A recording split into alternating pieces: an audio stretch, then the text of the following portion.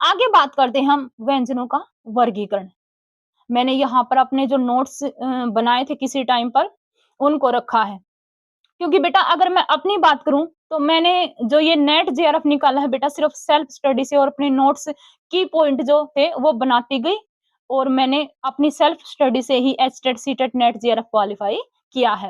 अब बात करते हैं व्यंजनों की। तो व्यंजनों का वर्गीकरण यानी कि जिस प्रकार से स्वरों का वर्गीकरण हुआ था, उसी प्रकार से व्यंजनों का वर्गीकरण भी है। स्वरों में मैंने बताया था आपको या तो मुख के आधार पर या जीवा के आधार पर, यहीं से आपसे क्वेश्चन पूछेगा एग्जामिनर। गारंटी देती हूँ बेटा मैं, क्योंकि मैं ये अपने एक्सपीरियंस, अपने अनुभव के आधार पर आपको ये बातें बता रही हूँ। अब बात करते हैं व्यंजनों का वर्गीकरण। व्यंजनों का वर्गीकरण 2 प्रकार से होता है बेटा। एक होता है प्रयत्न के आधार पर, एक होता है उच्चारण के आधार पर। प्रयत्न यानी कि प्रयास, प्रयास करना। आप अगर एग्जाम दोगे एचटेट का, तो उसके लिए आप पहले प्रयास करोगे ना। ऐसा तो नहीं है कि आपने एग्जाम फॉर्म फिल किया और सीधा जाके एग्जाम में बैठ गई। तो उसके लिए आपको प्रयास करना पड़ेगा, उसके लिए आपको पढ़ना पड़ेगा। तो उसी प्रकार जो व्यंजनों का वर्गीकरण है बेटा, एक तो है वो प्रयत्न के आधार पर और एक है आपका उच्चारण स्थान के आधार पर, यानी कि उच्चारण में लगने वाले समय के आधार पर। अब प्रयास या प्रयत्न के आधार पर अगर हम बात करते हैं, तो मुख्य अवयवों के आधार पर, स्वर तंत्री में कंपन के आधार पर, समास के वायु मात्रा के आधार पर। प्रयत्न के आधार पर 3 प्रकार के बता दिया आपके, यानी कि मुख अवयव जो आपके मुख के जो अंदर भाग हैं उसके आधार पर।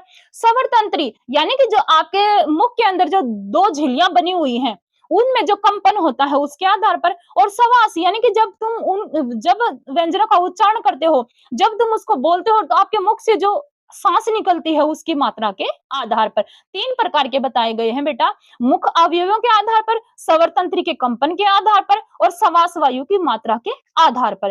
अब हम बात करते हैं मुख अवयवों के आधार पर। तो इसके आधार पर होते हैं बेटा, इसके आधार पर सबसे पहले आता है बेटा आपका स्पर्श व्यंजन। सबसे पहले कौन सा व्यंजन आता है बेटा? स्पर्श व्यंजन। जो कै से मैं तक होते हैं वो क्या होते हैं बेटा? स्पर्श व्यंजन होते हैं। स्पर्श यानी कि छूना, टच करना किसी चीज को। और अब अगर हम इनको मुख से बोल रहे हैं, तो ये हमारे मुख के जो भाग हैं उनको क्या करते हैं? टच करते हैं, उसको छूते हैं।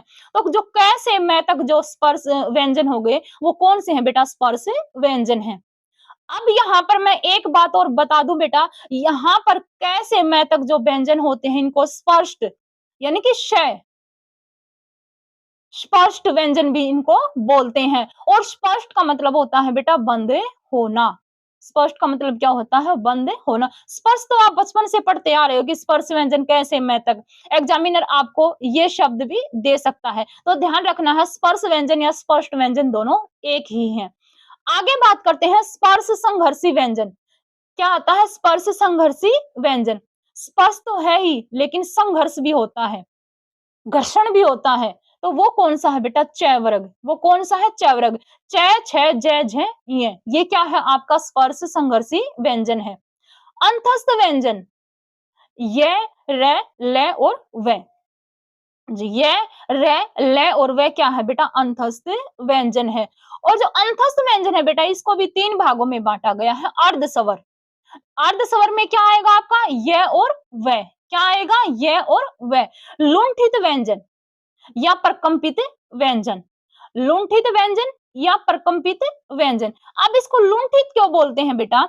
इसको लुंठित इसलिए बोलते हैं, जब हम रे का उच्चारण करते हैं तो हमारी जीभ कप कपाती है, यानी कि 2-3 बार ऊपर नीचे, जैसे ऐसे वो क्या बोलते हैं, घुंडी से क्या करती है? खाती है हमारी जीभ।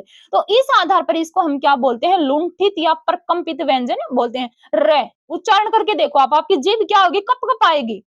तो इसलिए हम इसको क्या बोलते हैं? लुंठित या प्रकंपित व्यंजन इसको बोलते हैं। और लुंठित या प्रकंपित व्यंजन क्यों बोलते हैं? क्योंकि जब हमारी जीभ रे का उच्चारण करती है, तो 2-3 बार ऊपर उठती है, कप कपाती है हमारी जीभ, एक तरह से घुंडी सी खा जाती है। तो ये क्या है बेटा? लुंठित व्यंजन या क्या है? प्रकंपित व्यंजन है। और पार्श्विक व्यंजन क्या है? पार्श्विक, सबसे पहले पार्श्व का अर्थ समझो, क्या होता है? बगल, यानी कि आपके आपके बगल में कोई बैठा है, आपके बगल में कोई बैठा है और आप किसमें हो? बीच में बैठे हो। तो उसी प्रकार से जो पार्श्विक व्यंजन ल है, जब हम इसका उच्चारण करते हैं, तो हमारे मुख से जब इसका उच्चारण होता है, तो जो वायु है वो कहाँ से निकलती है? बगल से निकलती है। और जीभ क्या करती है, हमारे मसूड़े को छूती है, ले ले, उच्चारण करो, जीभ एकदम किसको छुएगी, आपके मसूड़े को छुएगी, और जो हवा है वो किससे निकलेगी, आपके मुख के बगल से निकलेगी। उच्चारण करो, ले ले, जीभ एकदम ऊपर उठी, आपके मसूड़े को स्पर्श किया, और जो अगल बगल का जो भाग है वो हवा है वो उससे बाहर क्या करती है, निकलती है। तो ये क्या है, आपका पार्श्विक व्यंजन है। तो अंतस्थ व्यंजन आप समझे कौन कौन से हैं, ये, रे, ले और वे। अब इनको तीन भागों में डिवाइड कर दिया गया, अर्ध स्वर, लुंठित या प्रकंपित व्यंजन या पार्श्विक व्यंजन। डेफिनेटली आपसे यहाँ से क्वेश्चन पूछा जाता है बेटा, और पूछा जाएगा। अर्ध स्वर यह और वे, लुंठित व्यंजन क्या हुआ, रे, और पार्श्विक व्यंजन आपका क्या हुआ, ले। आगे बात करते हैं संघर्षी व्यंजन। किसके ऊपर बात करते हैं, संघर्षी व्यंजन। इसमें क्या क्या आते हैं बेटा, श, श, है और श, श, श और है। ये चार वर्ण जो व्यंजन है वो इसके अंतर्गत आते हैं। स्पर्श संघर्षी व्यंजन कौन हो गए, च, छ, ज, झ, ये, और संघर्षी व्यंजन कौन हो गए, श, श, श और है। अब इनको बोलते हैं बेटा ऊष्म व्यंजन। इनको हम क्या बोलते हैं, ऊष्म व्यंजन भी बोलते हैं, और ईषत् स्पष्ट व्यंजन भी इनको बोलते हैं। क्या बोलते हैं, ईषत् स्पष्ट व्यंजन भी इनको हमें बोलते हैं। अब ईषत् स्पष्ट क्या होता है बेटा, कि जो हमारी वाग इंद्रियां हैं जब हम बोलते हैं तो वो क्या रहती हैं बेटा, बंद रहती हैं। क्या रहती हैं बेटा, वो बंद रहने से इनका उच्चारण होता है, जैसे श, श, श और है। हमारी जो वाग इंद्रियां हैं, जो हमारे मुख के अंदर के जो भाग हैं वो क्या हो जाते हैं, बंद हो जाते हैं, इसलिए हम इसको क्या बोलते हैं, ईषत् स्पष्ट व्यंजन भी बोलते हैं। अब जो श है, श 21 वाला स बोलते हो आप लोग, लेकिन 21 वाला स नहीं बेटा, हमारी व्याकरण में यह क्या है, तालव्य व्यंजन है। ये क्या है, तालव्य व्यंजन है। स को आप लोग बोलते हो षटकोण वाला स, लेकिन ये क्या है, मूर्धन्य व्यंजन है। और जो सड़क वाला स है, सड़क वाला स ऐसे बोलते हो आप, ये क्या है, दंत व्यंजन है। यानी जो श है इसका उच्चारण, सलगम वाला जो स है इसका उच्चारण तालु से, जो षटकोण वाला श है इसका उच्चारण मूर्धा से, और जो सड़क वाला स है इसका उच्चारण दंत से होता है, और साथ में क्या आता है। स्पर्श संघर्षी व्यंजन फिर से बोल रही हूँ, च, छ, ज, झ, ये, और संघर्षी व्यंजन है बेटा आपके श, श, श और है। अब बात करते हैं उत्क्षिप्त या द्विगुण या ताड़न जाते व्यंजन। ध्यान रखना है, उत्क्षिप्त जो व्यंजन होते हैं इनको द्विगुण व्यंजन भी बोलते हैं और ताड़न जात व्यंजन भी बोलते हैं। और ये क्या आते हैं बेटा, ढ और ढ। जैसे टेट है, डेड है, ये इसमें पढ़ते हो ना आप, वो वाले डेड है नहीं, इनके नीचे बिंदी मिलेगी आपको, एक क्या मिलेगी, एक बिंदी मिलेगी। और ध्यान रखना, इन दोनों वर्णों का या व्यंजनों का प्रयोग कभी भी शब्द के आगे नहीं होता, इनका प्रयोग हमेशा शब्द के बीच में होता है। ध्यान रखना है, जैसे आपने पढ़ा लड़की, आपने पढ़ा पढ़ाई, आपने पढ़ा ढक्कन, ढक्कन पढ़ा, आपके जब आप ढक्कन लिखते हो उसके नीचे बिंदी आती है, नहीं आती। लेकिन जब आप पढ़ाई लिखते हो तो उसके नीचे क्या आती है बेटा, बिंदी आती है। तो ध्यान रखना है, जो ढ और ढ है इनका प्रयोग हमेशा शब्दों के बीच में होता है, कभी भी इनका प्रयोग शब्दों के आगे नहीं होता।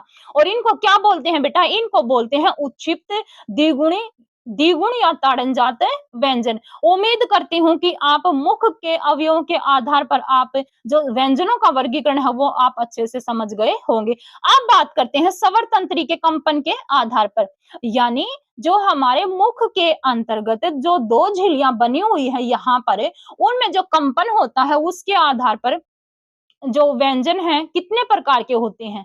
व्यंजन दो प्रकार के होते हैं बेटा स्वर तंत्री के आधार पर, एक होता है श घोष और एक होता है ए घोष।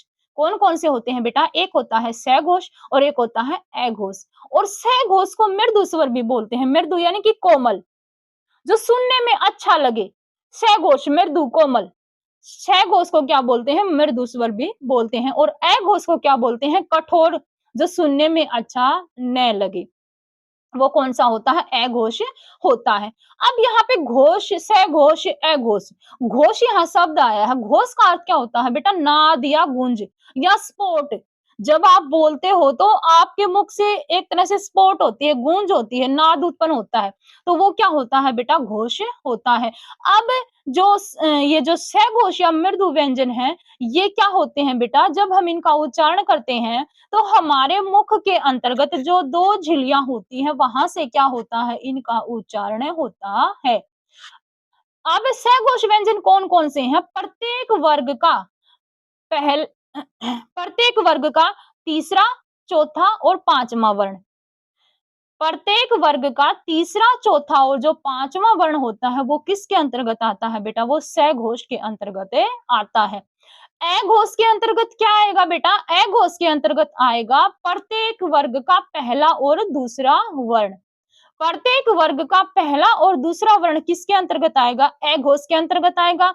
और सघोष के अंतर्गत क्या आएगा बेटा? सघोष के अंतर्गत आएगा आपका प्रत्येक वर्ग का तीसरा, चौथा और पांचवा व्यंजन। अब इसको याद कैसे रखोगे आप?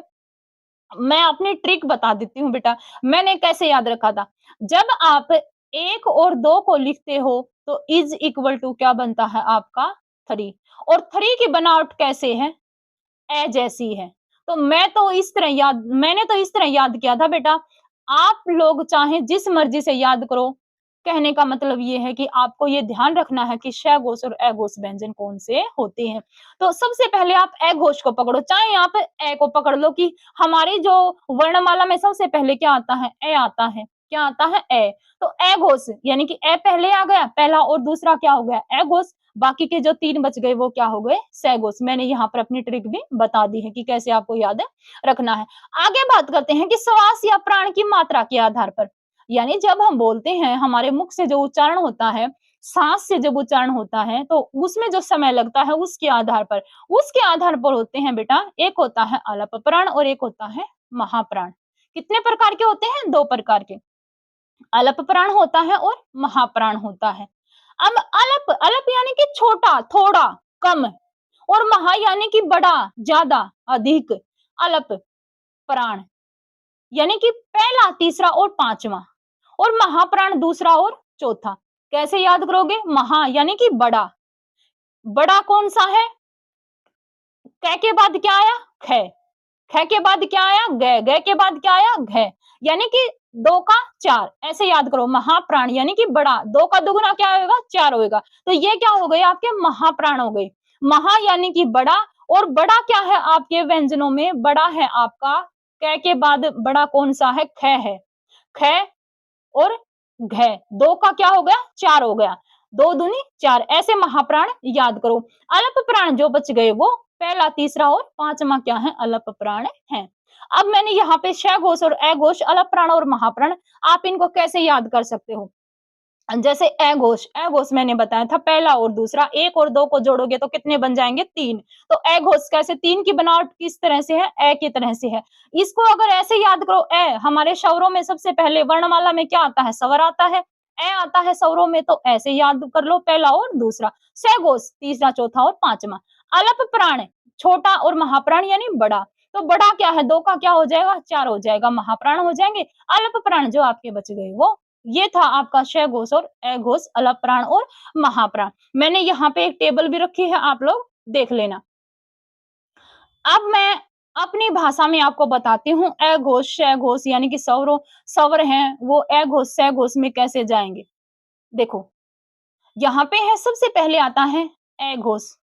क्या आता है? अघोष। फिर आता है सघोष, अल्प प्राण और महाप्राण। कैसे याद करोगे अब इसको? इसको याद करोगे आप ऐसे, जैसे अघोष और सघोष।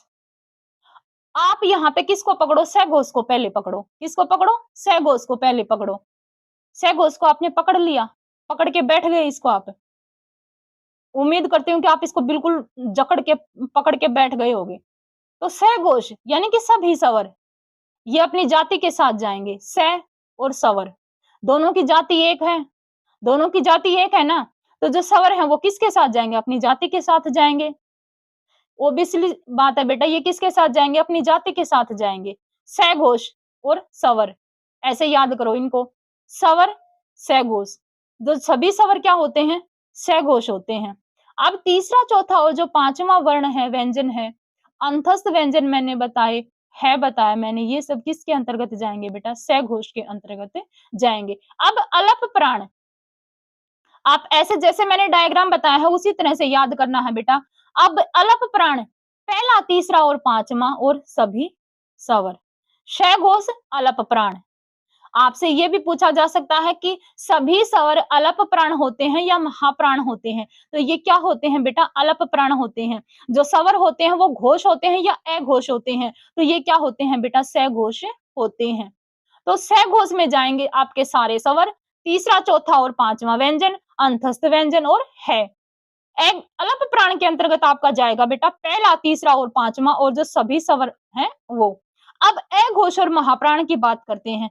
अघोष में क्या आएगा बेटा? अघोष में आपका आएगा पहला और दूसरा।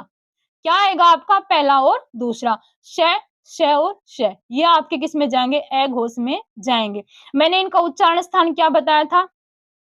तालु, मूर्धा और दंत।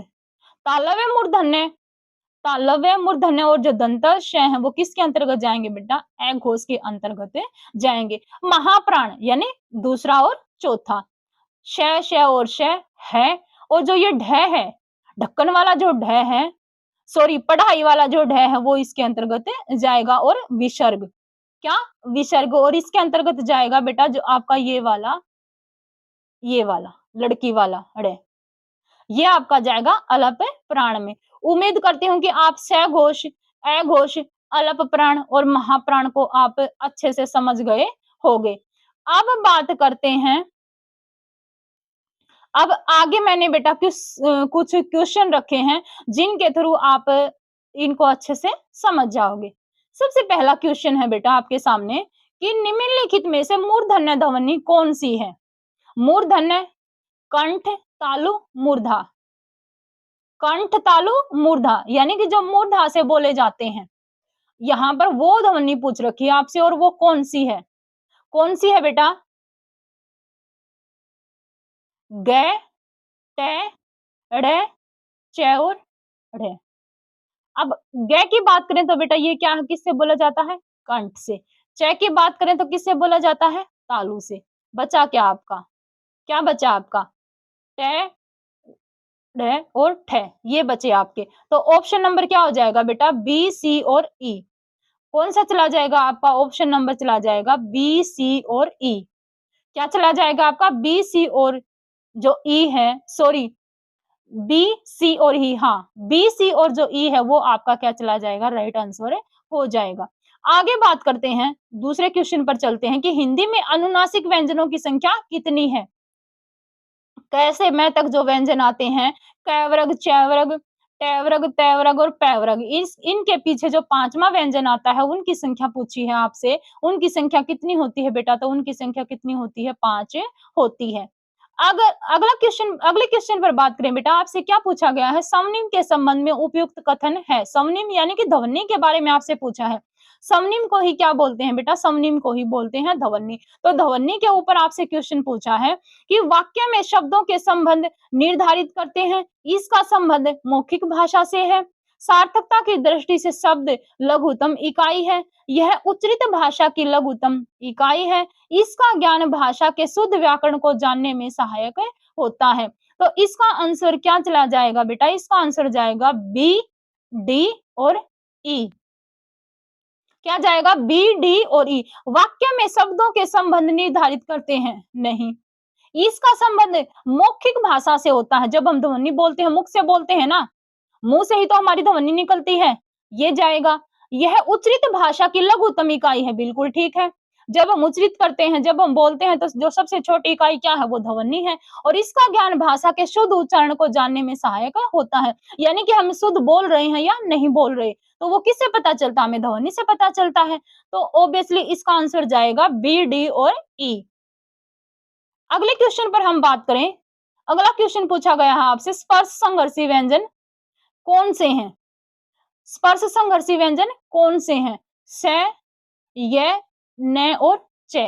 तो स्पर्श संघर्षी व्यंजन बताए थे बेटा मैंने 5। कौन कौन से बताए थे? च, छ, ज, झ और य। तो इसका आंसर चला जाएगा च। क्या जाएगा? च। अगले क्वेश्चन पर हम बात करते हैं कि सूची 1 को सूची 2 से आपको मिलाना है। महाप्राण, घोष, पार्श्विक व्यंजन, लुंठित व्यंजन, ज, ल, र और ख। महाप्राण, महाप्राण कैसे बताया था मैंने? 2 का 4। तो दूसरा कौन सा है? ख। तो ए का हो जाएगा हमारा डी। घोष, घोष यानी कि तीसरा, चौथा और पांचवा। तो तीसरा कौन सा है? जय, च, छ, जय। बी का हो जाएगा ए। पार्श्विक व्यंजन, पार्श्विक व्यंजन कौन सा हो जाएगा? ल। पार्श्विक व्यंजन कौन सा हो जाएगा? पार्श्व यानी कि बगल में से हवा निकलेगी, तो क्या हो जाएगा? ल। सी का चला जाएगा बेटा, सी का क्या जाएगा? बी। और लुंठित व्यंजन या प्रकंपित व्यंजन क्या हो जाएगा? रे। तो डी का चला जाएगा आपका सी। तो इसका ऑप्शन जाएगा ए का डी, बी का ए, सी का बी और डी का सी। अगले क्वेश्चन पर हम बात करते हैं कि स्वर ध्वनि के संबंध में निम्नलिखित तथ्यों पर विचार कीजिए। अगर मैं इस पर्सन की भाषा की बात करूं तो आपसे क्या पूछता है? आपसे पूछा गया है कि स्वरों के बारे में कौन सा कथन सही है और कौन सा नहीं है। कौन कौन से कथन सही हैं वो पूछे गए हैं आपसे। सबसे पहला ऑप्शन दिया गया आपके सामने कि स्वरों का उच्चारण स्वतंत्र उच्चारण नहीं किया जा सकता। सोच के देखो आप, उच्चारण की दृष्टि से मूल स्वर 10 हैं। स्वर ध्वनि के उच्चारण में हवा अबाध गति से मुख विवर से निकलती है। सभी स्वर अक्षरिक नहीं होते। मात्रा के आधार पर स्वर दो प्रकार के होते हैं, हर्ष स्वर और दीर्घ स्वर। पहले हम इनके ऑप्शन की तरफ चलते हैं। ऑप्शन में क्या क्या दे रखा है? ऑप्शन में दे रखा आपका बी, सी और डी। सबसे पहले हम बात करते हैं बी, सी और डी की। उच्चारण की दृष्टि से मूल स्वर कितने हैं? 10। ठीक है। स्वर ध्वनि के उच्चारण में हवा अबाध गति से मुख विवर से निकलती है। अबाध गति से निकलती है। सभी डी क्या है आपका? सभी स्वर अक्षरिक नहीं होते। तो ए ऑप्शन तो आपका जाएगा नहीं। बी ऑप्शन की अगर बात करें, बी ऑप्शन दे रखा है बी, सी और ई। बी मूल स्वर 10 होते हैं, बिल्कुल ठीक है। सी अबाध गति से बाहर निकलती है और ई मात्रा के आधार पर स्वर दो प्रकार के होते हैं, ये भी ठीक है। बी, सी और ई, तो ये भी ऑप्शन नहीं गया आपका। आगे बात करते हैं, अगला क्या है? अगला है ए, बी और सी। स्वरों का उच्चारण स्वतंत्र रूप से नहीं किया जाता, गलत है। उच्चारण की दृष्टि से मूल स्वर 10 हैं, तो ये भी नहीं ए, ए जिस ऑप्शन में है उसको आप एलिमिनेट कर दो। ए जिस ऑप्शन में है उसको आप क्या कर दो? एलिमिनेट कर दो। तो आपका आंसर जाएगा बेटा बी, सी और ई। क्या आंसर जाएगा आपका? आपका आंसर जाएगा बेटा बी, सी और ई। क्यों जाएगा? क्योंकि उच्चारण की दृष्टि से मूल स्वर कितने हैं? 10 हैं। मात्रा के आधार पर स्वर कितने प्रकार के होते हैं? दो प्रकार के होते हैं, हर्ष स्वर और दीर्घ स्वर। और जब स्वरों का उच्चारण करते हैं तो हवा क्या है? अबाध गति से मुख से हमारे बाहर निकलती है। तो ऑप्शन नंबर बी, डी और बी, सी और ई क्या जाएगा आपका? बी, सी और ई। आगे बात करते हैं, उच्चारण की दृष्टि से ग होगा, यानी कि उच्चारण की दृष्टि से वो ग क्या है?